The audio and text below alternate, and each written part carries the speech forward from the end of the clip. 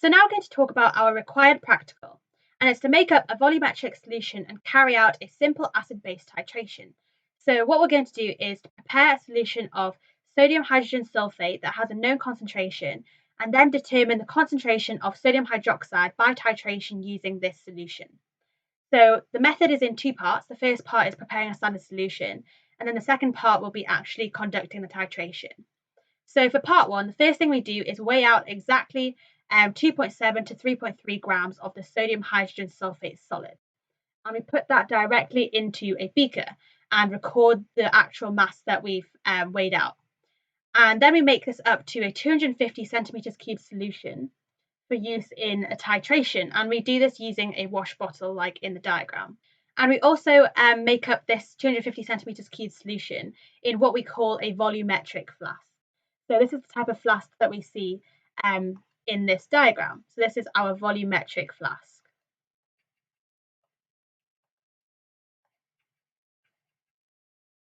So whenever we make standard solutions, we always use this kind of flask, and we fill up to the calibration mark with the water from the wash bottle. And then for the third step, what we do is calculate the exact concentration of the solution in decimeters cubed. And then moving on to part two, which is determining the concentration of sodium hydroxide by titration. The first thing we do is set up the burette and fill it with sodium hydrogen sulfate. So when you're filling it up, make sure you don't have any air bubbles and it's filled up all the way to the bottom.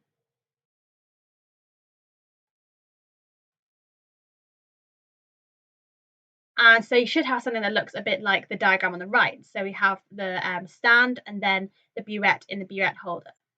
We then transfer 25 centimeters cubed of sodium hydroxide into a conical flask. And we'll do this using a pipette probably. And then we add 2 or 3 drops of phenolphthalein indicator into this conical flask and note the colour of it. We then carry out the titration until the indicator changes colour permanently and record the volume of sodium hydrogen sulfate that we actually added to this conical flask and then note the new colour.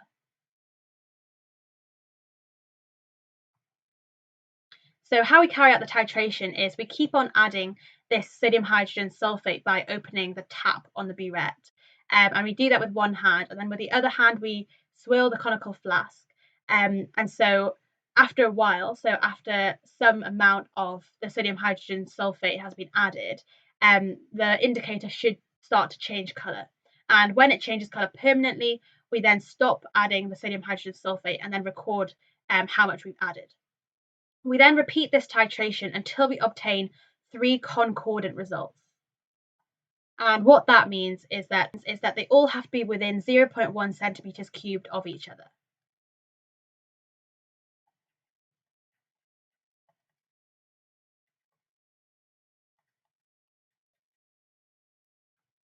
And then we record all of the results that we've obtained, so every single volume, so all 3 of the concordant results.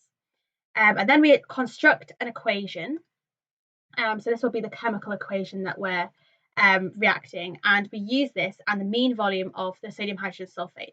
So we use only the 3 concordant results for the mean and not all of the anomalous results, and use both of these to calculate the concentration of the unknown sodium hydroxide. So what we have is that firstly, we need to work out the concentration of the standard solution of sodium hydrogen sulfate we have, because we didn't measure out an exact mass. So say, for example, we had 3.29 grams of sodium hydrogen sulfate. So the mass of sodium hydrogen sulfate is equal to 3.29 grams. So that's what we got from the scales, the balance. Then we could work out the moles we have, because moles of sodium hydrogen sulfate is equal to mass divided by molar mass. So we could do 3.29 divided by the AR of sodium, which is 23.0, and then we add the AR of hydrogen, which is 1.0, and then we have a sulfur, which is 32.1, and then we have 4 oxygen. So that's 4 times 16. And this gives us 0.0274 moles. And so now we can work out the concentration of our standard solution, because we have the formula moles is equal to concentration times by volume. So if we rearrange this, then we get concentration is equal to moles over volume. And so we can use this to find our concentration. So we have that the concentration of this sodium hydrogen sulfate, our standard solution, is equal to 0.0274 divided by the volume, which is our 250 centimeters cubed, because that's what we made it up to. And remember that this volume has to be in decimeters cubed, because concentration is measured in moles per decimeters cubed. So we would have to convert it. So we would have 250 times 10 to the minus 3. So we have to divide it by 1,000. And so we get 0.110 moles per decimeters cubed. And now we can use this for our titration. So for part 2, for our titration, the colour change should be pink to colourless. So we have that phenolphthalein changes from pink to colourless. So that means that in an alkaline condition, it's pink, and then when it gets neutralized, it becomes colourless. And say we had that the mean volume of this sodium hydrogen sulfate that we had in the burette added was equal to 22 centimeters cubed. Now we can work out our concentration of the sodium hydroxide. So firstly, what we do is we work out the equation. So we have sodium hydroxide, and we're reacting this with sodium hydrogen sulfate. And this is going to form a salt and a water, because this is a neutralization reaction. So the salt would be sodium sulfate, so we'd have Na2SO4, which you'd probably put in state symbols as well. So we have, this is aqueous, and this is also aqueous. And then this will be our salt, so it's a solid. And then we'll have water, which is a liquid. And now we have to balance this equation. So we have a look at the sodium and then the hydrogen, and everything actually looks balanced. So this is our equation. And now the next step is to work out the moles of sodium hydrogen sulfate that we've added.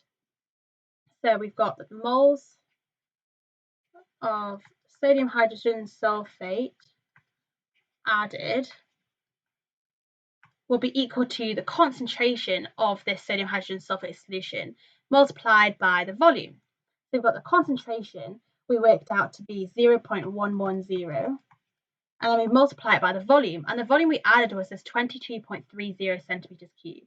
So again, we need to convert it to decimeters cubed. So we've got 22.30 times 10 to the minus 3, and this gives us 2.453 times 10 to the minus 3 moles.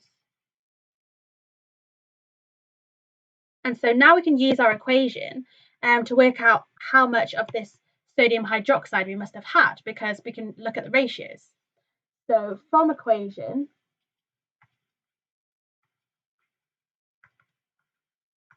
we have that 1 mole of sodium hydroxide will react with 1 mole of sodium hydrogen sulfate.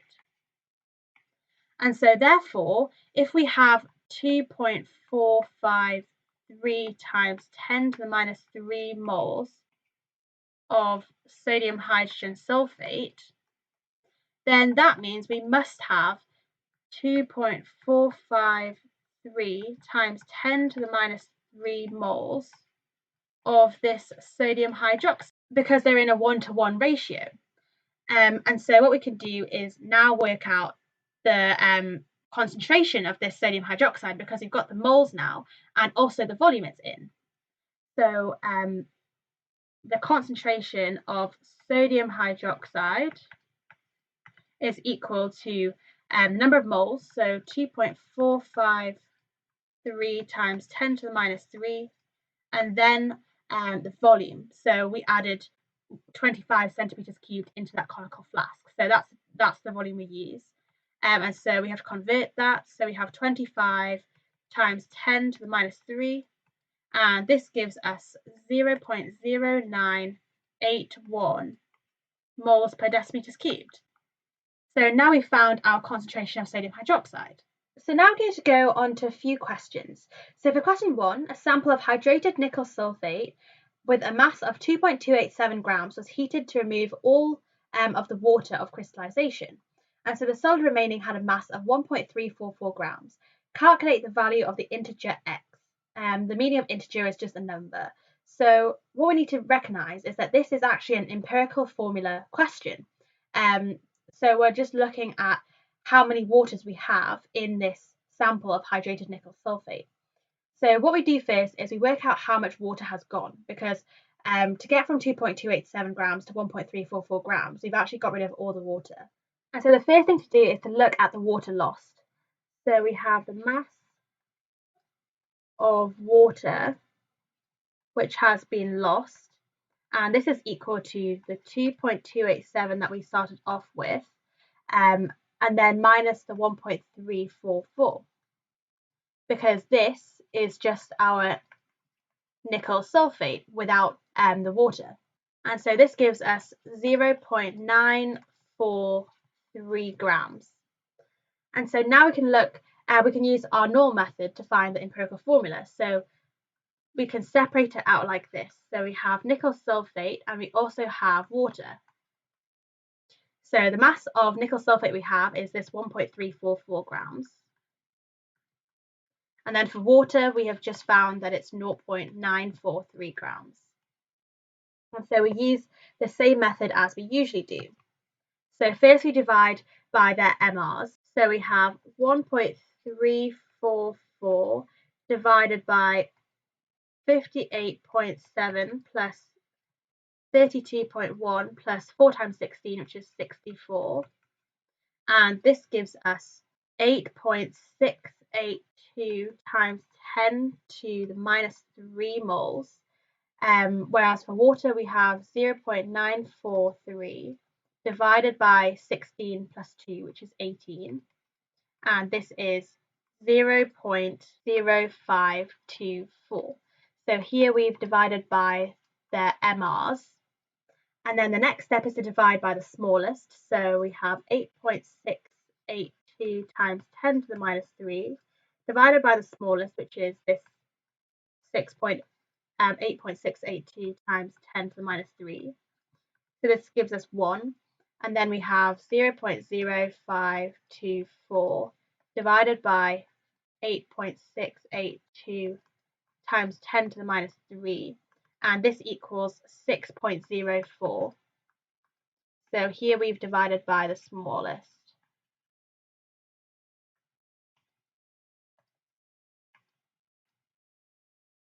And so now we have our ratio.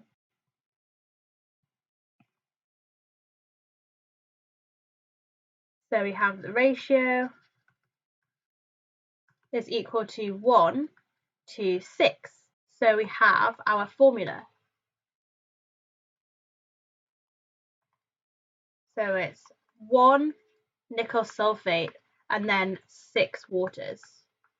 So therefore, X is equal to 6. Before I start on question 2, feel free to click off the video and try it for yourself first.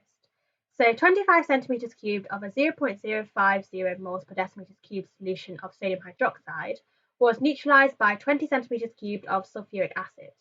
Calculate the concentration in moles per decimeters cubed of acid.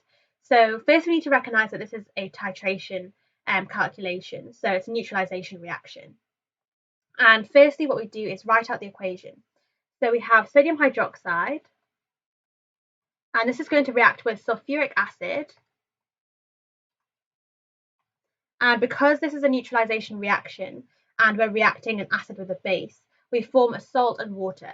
So we form sodium sulfate, which has the formula Na2SO4, because the sulfate ion is a 2- ion, whereas sodium only forms plus ions. And we also form water. So now we need to balance this. Because we've got 2 sodiums on the right, we must have to have 2 of these sodium hydroxides. And now we can look at the moles we have of sodium hydroxide.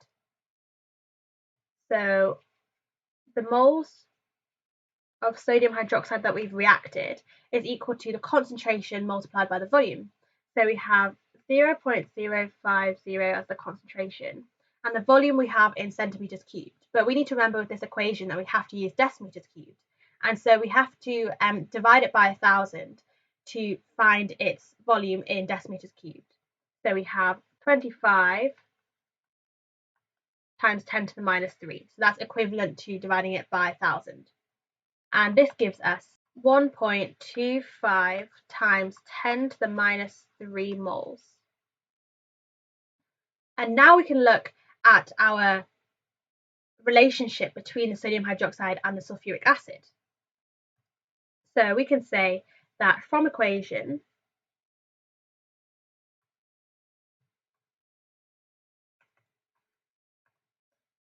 two moles of this sodium hydroxide will react with 1 mole of this sulfuric acid. And so if we have 1.25 times 10 to the minus 3 moles of this sodium hydroxide, then that means we'll have half of this of the sulfuric acid. So we'll have 0.625 times 10 to the minus 3 moles of this sulfuric acid, because it's a 2-to-1 ratio. And so now we can work out the concentration of sulfuric acid that we have, because we have the equation moles is equal to concentration times by the volume. And so if we want to find the concentration, then we have to do moles over volume.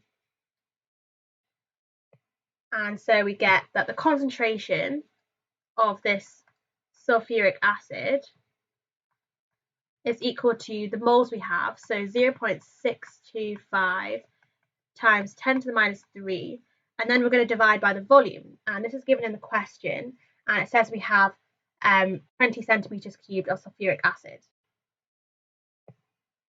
So again, we have to convert this into decimeters cubed, so we divide it by 1,000. And so these two cancel out, and so we get, and this equals 0.03125 moles per decimeters cubed, because that's our units for concentration. Now we're going to move on to some harder questions. So for question 1, calcium dihydrogen phosphate can be represented by the formula CaH2PO4X, where X is an integer, so it's a number. And a 9.76 gram sample of calcium dihydrogen phosphate contains 0.17 grams of hydrogen, 2.59 grams of phosphorus, and 5.33 grams of oxygen. Calculate the empirical formula and hence the value of X. So we just solve this in exactly the same way as we would normally do with the empirical formula. So what we do is list out all of the different elements that we have. So we have calcium, and we also have hydrogen and phosphorus, and also some oxygen. And now I like to put down everything that I have. So I have 0.17 grams of hydrogen, and then I have 2.59 grams of phosphorus and 5.33 grams of oxygen. And because this compound only has these 4 elements, that means that we know how much we have of the calcium by taking away all of these amounts from 9.76. So what we have is 9.76 minus 0.17 minus 2.59 minus 5.33, and this gives us 1.67 grams. And so the first thing we do is divide by their ARs, so their relative atomic masses. So first we have 1.67 over 40.1, and this gives us 0.0416, and then here we have 0.17 divided by 1.0, which is equal to 0.17, and then we have 2.59 divided by 31.0, and so this gives us 0.0835, and then for the oxygen we have 5.33 divided by 16, and this gives us 0.333. So we've divided by the ARs. And then the next step is to divide by the smallest. So the smallest is this 0.0416. So here we have this value divided by itself. So this equals 1. And then we have 0.17 divided by 0.0416. And this gives us 4.09. And then we have 0.0835 divided by 0.0416, and this gives us 2.00, and then finally we have 0.333 divided by 0.0416, which is equal to 8.00. So we've divided by the smallest.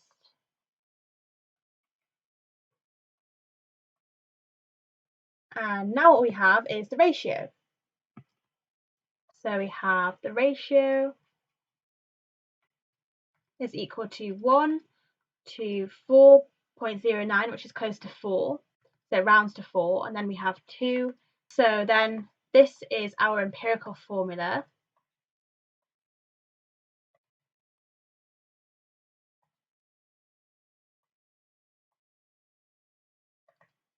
So we have 1 of calcium, and then we have 4 hydrogens, 2 phosphorus, and then 8 oxygens.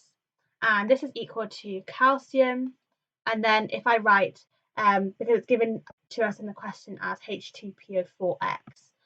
So if I write H2PO4, now we can work out what the X is, because we've divided everything, all of this section here, by 2, and so X must be equal to 2. So now I'm going to look at question 2. An impure sample of magnesium carbonate was dissolved in 30 centimeters cubed of 0.1 molar of hydrochloric acid. The magnesium carbonate reacted with this acid, leaving some acid unreacted. This excess acid was titrated with 0.1 moles per decimeters cubed of sodium hydroxide solution, and 12.3 centimeters cubed was required for neutralization. The impure sample weighed 0.124 grams. What was the percentage by mass of magnesium carbonate in this impure sample? So what I like to do first with these questions is to kind of draw a diagram to get my head around what's actually happening. So we start off with an impure sample of magnesium carbonate, and this has the formula MgCO3 because the carbonate ion is a 2- ion and the magnesium is a 2+ ion. And we're told that we have 0.124 grams of this. So I just like to put a kind of box around this. So this is what we're starting with. And what happens is that we dissolve this, and we get some excess acid left at the end after we've dissolved this. And we dissolve this using 30 centimeters cubed of 0.1 moles per decimeters cubed of hydrochloric acid.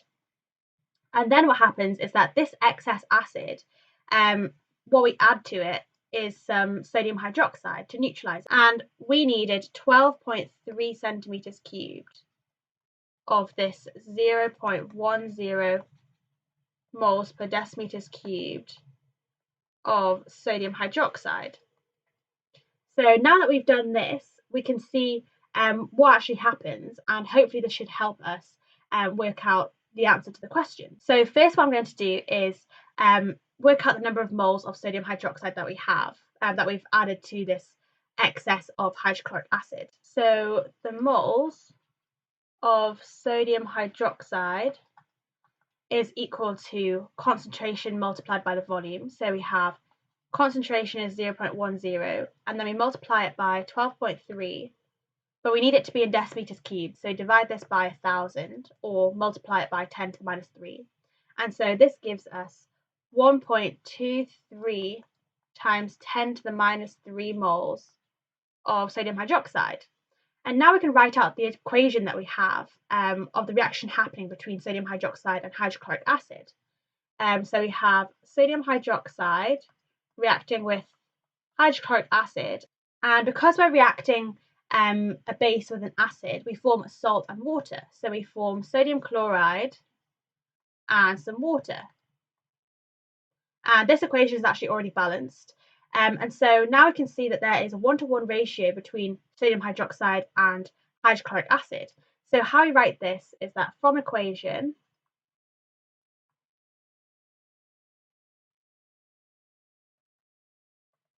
we have that 1 mole of sodium hydroxide reacts with 1 mole of this hydrochloric acid.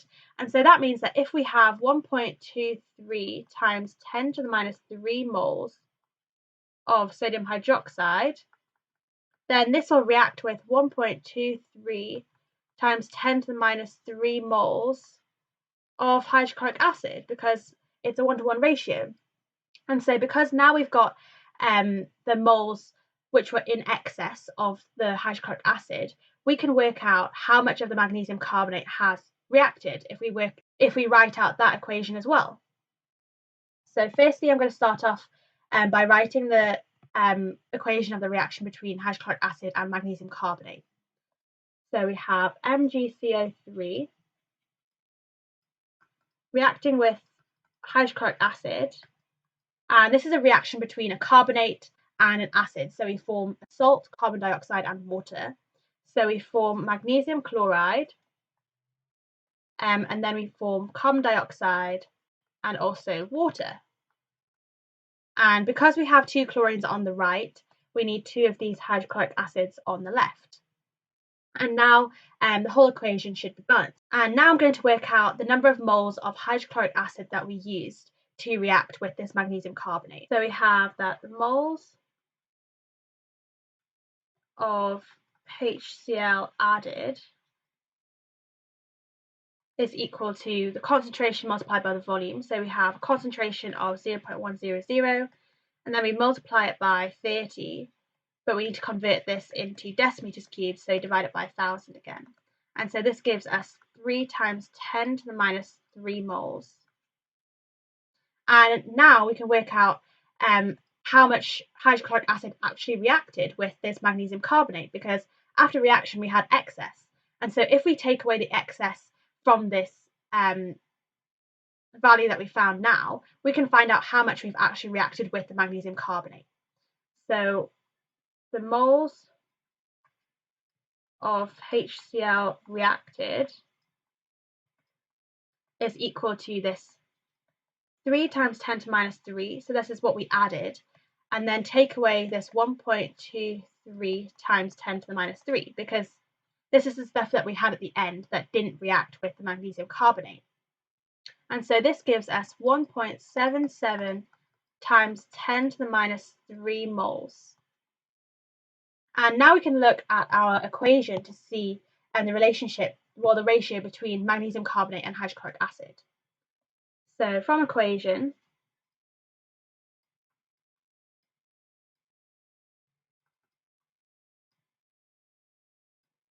we have that 1 mole of magnesium carbonate will react with 2 moles of hydrochloric acid. And so if we have 1.77 times 10 to the minus 3 moles of this hydrochloric acid, this will react with half of this amount of moles of magnesium carbonate. So we'll have 0.885 moles of magnesium carbonate. And this is because it's a 2-to-1 ratio. And so now we can look at the mass of magnesium carbonate that reacted. So we have the mass of magnesium carbonate is equal to the moles multiplied by the MR. So we have 0.885. This should be times 10 to the minus 3. So we have 0.885 times 10 to the minus 3 moles. So we have times 10 to the minus 3 here, and then we multiply it by the MR of magnesium carbonate. So we add up all the relative atomic masses. So we have 24.3 for magnesium, 12 for carbon, and then 3 times 16 for the oxygen. So that's 48. And so what we get is 0.0746 grams. So this is the amount of magnesium carbonate that we have in this impure sample. So to find out the percentage purity, or the percentage of magnesium carbonate we have in the impure sample, we put this mass over the mass of the impure sample. So the percentage of this magnesium carbonate in this sample is equal to 0.0746 over 0.124 and then multiplied by 100, and so this gives us 60.2%. So that's how pure it is. So it's made up of 60.2% of magnesium carbonate, and the rest are just impurities.